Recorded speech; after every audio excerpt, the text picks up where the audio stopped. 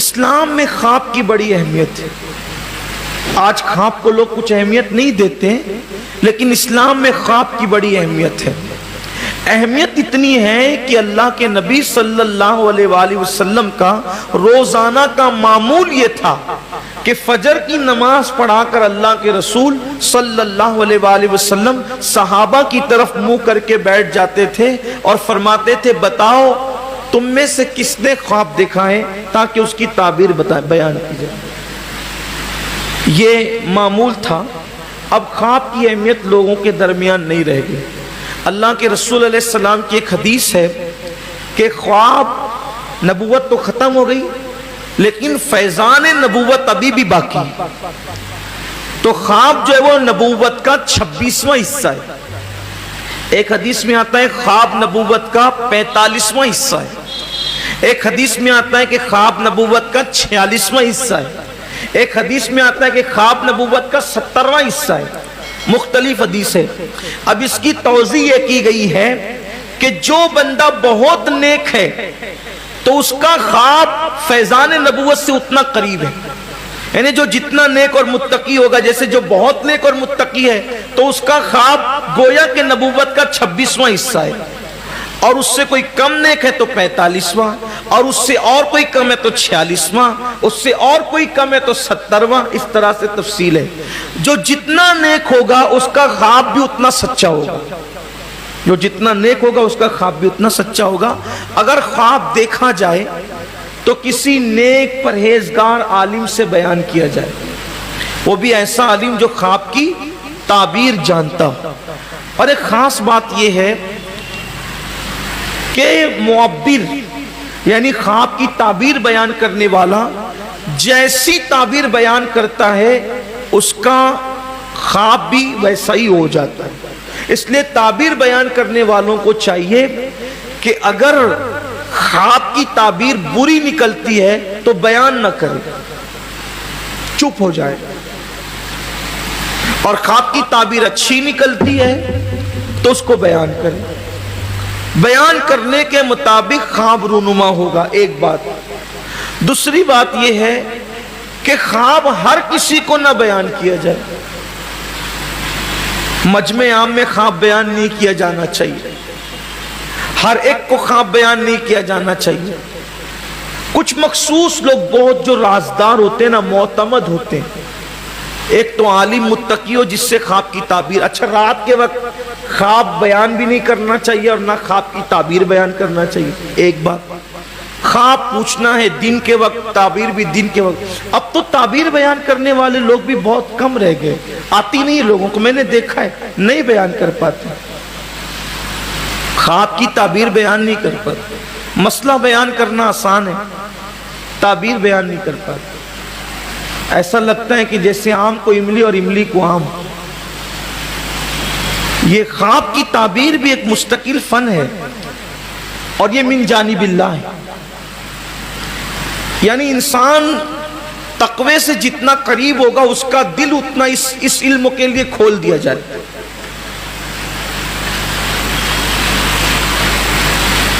اور عورتوں کو خواب نہیں سنانا چاہیے. یہ بھی آیا حدیث پاک میں. خواب عورتوں سے نہ بیان کیا جائے. ہر خاص و عام سے بھی بیان، مخصوص لوگوں سے. اس سلسلے میں اب دیکھیں جناب یوسف کا خواب بھائیوں ہی کو پتا چل گیا تو بھائی دشمن ہو گئے. آج کل تو میں دیکھتا ہوں کہ خواب اخبارات میں چھپتے ہیں، خواب رسائل میں چھپنے کی چیز تھوڑی ہے خواب. وہ تو اللہ اور بندوں کے درمیان ایک راز ہے. اللہ اور بندوں کے درمیان ایک راز، وہ چھاپنے کی چیز نہیں ہے. پھر حدیث پاک میں آتا ہے کہ جب کوئی خواب تم سے بیان کرے تو اس کا خواب سن کر اس کا مذاق نہیں اڑانا چاہیے.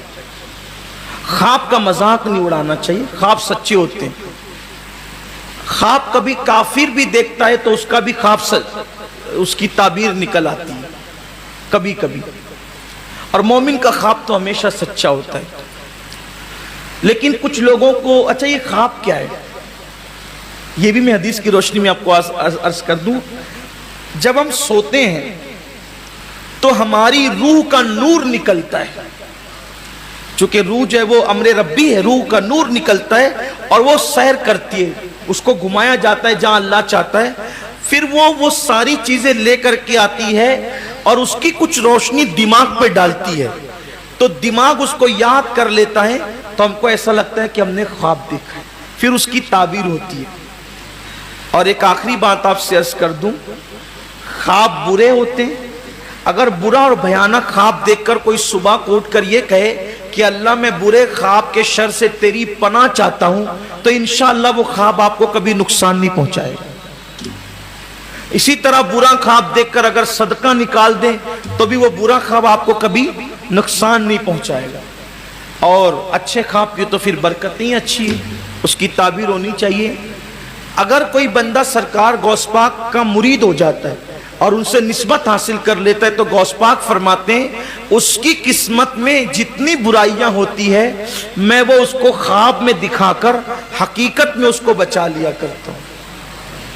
اللہ کے نبی صلی اللہ علیہ وسلم پر جب وحی نازل نہیں ہوتی تھی، یعنی 40 سال کی عمر سے پہلے، تو حضور علیہ السلام کو ساری باتیں اکثر خواب ہی میں دکھائی جاتی تھی، رات کو خواب دیکھتے تھے اور صبح کو اس کو بالکل بے عینی ہی دیکھ لیا کرتے تھے۔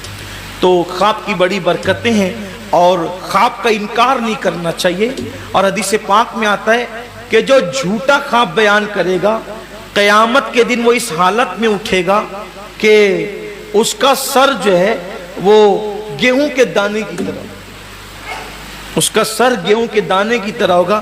بلکہ یہ بھی فرمایا گیا کہ جو لوگ جھوٹا خواب بیان کرتے ہیں قیامت کے دن اس کو کہا جائے گا کہ گیہوں کے دانے میں گانٹھ مارو تم، گیہوں کے دانے میں گانٹھ مارو تم۔ اب آپ مجھے بتائیں کہ کوئی گیہوں کے دانے میں گانٹھ مار سکتا ہے؟ نہیں مارے گا تو وہ عذاب دیا جائے گا۔ اسی لیے جھوٹا خواب کبھی بیان نہیں کرنا چاہیے، جھوٹا خواب بیان کرنا یہ حرام ہے، اس سے بچنا چاہیے۔ عام طور پہ لوگ جھوٹے خواب بیان بھی کرتے ہیں۔ اکثر لوگوں کو ڈراؤنے خواب جو نظر آتے ہیں وہ خواب نہیں ہوتے، وہ بیماری ہوتی ہے۔ جن لوگوں کا ہاضمہ درست نہیں ہوتا ہے تو گیس اٹھتی ہے اور وہ دل و دماغ پہ چڑھتی ہے، تو نیند میں اس کو عجیب طریقے کے خیال آتے، تو اس کو ایسا لگتا ہے کہ میں خواب دیکھ رہا ہوں، خواب نہیں ہوتے۔ خواب کی پوزیشن یہ ہوتی ہے، اکثر جو خواب ہوتے ہیں، اکثر 99% خواب وہ رات کے آخری پہر میں نظر آتے ہیں، آخری پہر میں نظر آتے ہیں۔ ایک دوسری چیز یہ کہ صبح سے پہلے نظر آتے ہیں یا صبح کے وقت نظر آتے ہیں۔ اکثر رات کے اول حصے میں خواب نظر نہیں آتے، یا رات کے بیچ کے حصے میں بھی خواب نظر نہیں آتے۔ جب کوئی لوگ پیٹ بھر کے زیادہ کھا کے سو جاتے ہیں تو ان کو ڈراؤنے خواب نظر آتے ہیں۔ جن کو ڈراؤنے خواب نظر آئیں اس کا علاج یہ ہے کہ وہ سر میں تیل کثرت سے لگائے اور اپنا ہاضمہ درست کرے، تو انشاءاللہ اس کی برکت سے اس کو ڈراؤنے خواب دکھنا بند۔ السلام علیکم ورحمۃ اللہ وبرکاتہ۔ ناظرین، ابھی آپ نے حضرت سید امین القادری صاحب کے پورے بیان کو سنا۔ خوابوں کی تعبیر کے بارے میں حضرت سید صاحب کا بہترین بیان آپ نے سنا کہ خواب کیوں آتا ہے، اس کی وجہ کیا ہے، اس کی حقیقت کیا ہے۔ تو میرے بھائیو، خواب جو ہے نا، یہ جب رات میں ہم سوتے ہیں نا تو یہ جو ہے نا ہمارے جسم سے روح نکل جاتی ہے۔ جی ہاں، اسی لیے بتایا گیا ہے نیند کو، یہ جو نیند آتی ہے نا یہ آدھی موت ہے، کیونکہ جسم سے روح نکل کر ادھر سے ادھر بھٹکتی رہتی ہے۔ تو کبھی اچھی جگہ پر بھی روح چلی جاتی ہے، کبھی غلط جگہ پر بھی روح چلی جاتی ہے۔ تو اچھی جگہ پر اگر جاتی ہے تو اچھے خواب آتے ہیں، اور غلط جگہ پر روح چلی جاتی ہے تو پھر غلط خواب آتے ہیں، غلط وسوسے آتے ہیں۔ تو اسی طریقے سے اگر خواب میں کسی لڑکی سے زنا کرنا، اگر خواب میں ایسا دیکھ رہے ہیں تو کیا وہ گنہگار ہوگا؟